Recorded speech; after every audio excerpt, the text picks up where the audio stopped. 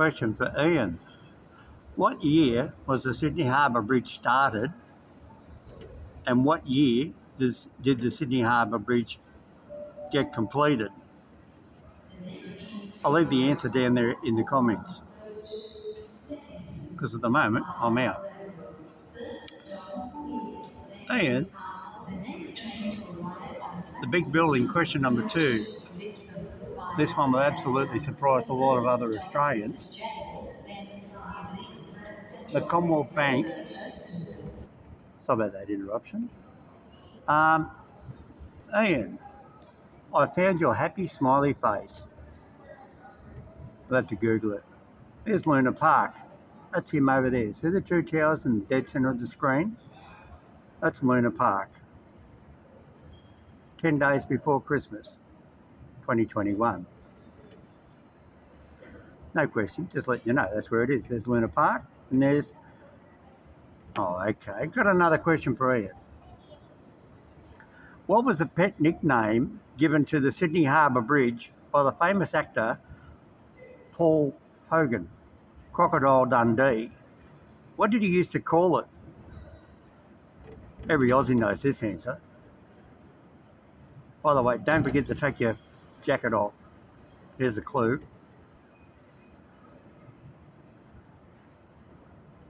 Question number 2. When they first settled Port Jackson, oh, might be even question number 3. I don't know, I forgot. I'm getting old, mate. Anyway, from down under. Oh, look, I just missed the ferry. Right. Now, anybody notice something different? They're running the small ferries in Sydney Harbour because of the COVID-19 pandemic. There's no point running the big ferries, they're running the little ones. But it is nice to see a lot of people back here in Sydney. Okay, question, Ian. When they first arrived in Port Jackson, after Captain Cook came here and he sailed in, and he went down to Botany Bay, which people get mixed up with Port Jackson. A lot of people call Botany Bay... Yes, I'm doing this in between trains behind me. Want to have a look? Oh, I just interrupted for a second.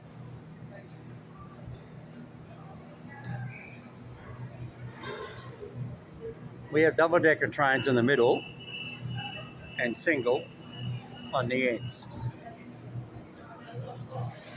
So if you've got a wheelchair, you can just go in there. All electric. And there's, of course, this circular quay. It's bounced, but it is printed as Quay, Q-U-A-Y, but it's pronounced as Quay, circular quay. Oh, and here comes your boat. Anyway, next question. And is that you on the front? Being funny, sorry, keep it serious.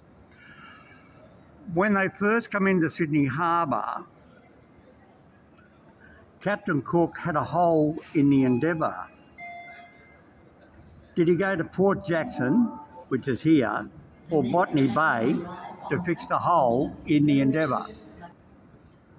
Right, so when Captain Cook got a hole in the Endeavour from hitting the rocks off the coast of Sydney,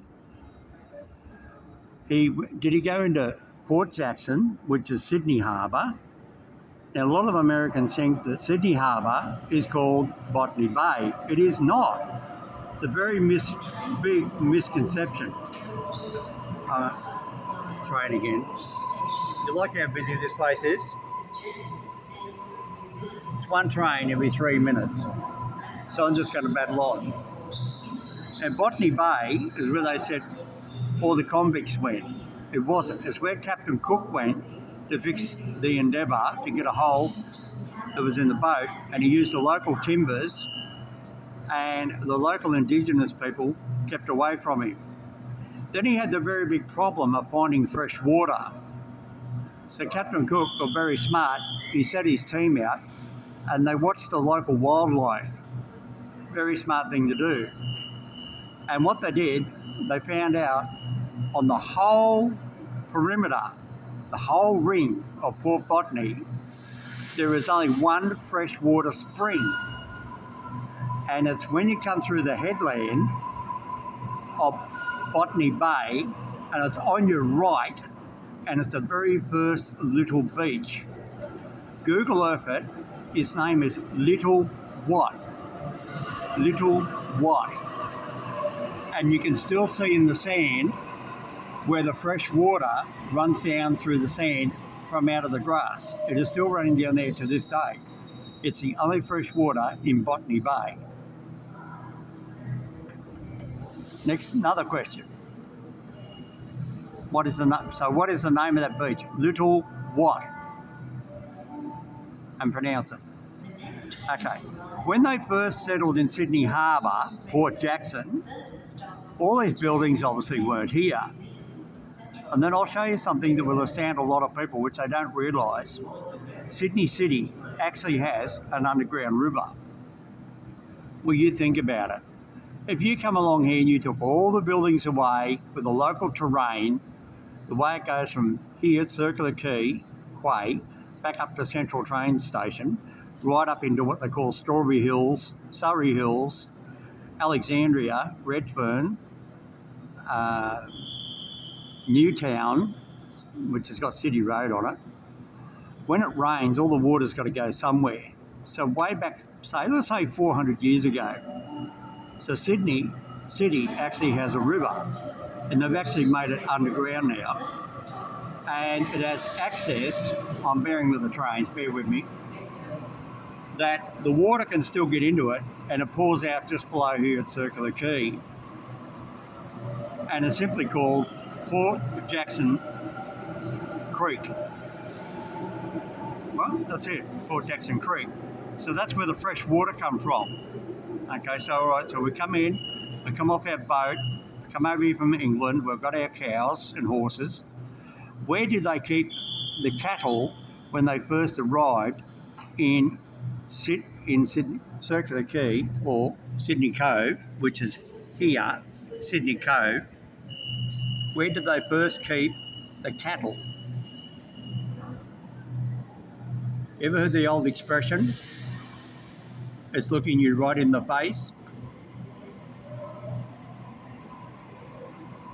That's right. Sydney Opera House. The local Indigenous Aboriginal women used to sit over there and mash up all the Sydney Port Jackson oysters. And so what they did, where those buildings are, and we'll go around there shortly, they had a small fence and they kept all the cattle over there, and then they walked them around here. Remember, this is no longer a city. Over to there, which is on the other side, was a creek. And that's where they gave them fresh water. I'll show you on the other side what I mean. Right up there. Now I'm on the southern side. Oh look, another train. Again. Let's bear with the noise. Oh look, it's Ian's favourite place, McDonald's. Right. Can you see the topography or the terrain of Circular Quay? It goes up a hill. It goes up a hill. And over there, it goes up a hill. You just have to take the word on it. We call them the moaning cats of Sydney, by the way. What's a pet name for Sydney trains? Is moaning cats. Meow. Anyway, just a joke. Right, so well, there's no trains around. Quick question is, why would there then be, if this is where the water comes in, from around the hillsides of Sydney Cove, why would there then be a street called Spring Street in Sydney, in the heart of Sydney? Go have a look at it. Spring Street, like a spring of water. And you'll notice exactly where it is on the terrain map. And you'll notice it is the lowest street because Spring Street is on top of the freshwater spring that used to be here when Captain Cook first arrived in 1777. And that's where the local Indigenous people used to get their water from. That's why Spring Street is called Spring Street, because it was a freshwater spring. Very simple. Now, where do they keep? Well, I've got no trains around. The Opera House is where they used to keep the cattle, and the big rock face in front of the Opera House is what they used as part of the fence, and then they barricaded over to the soft sand. So we'll come back there later, next video. So bye from Mr. Homeroy down under, and love your show, Ian.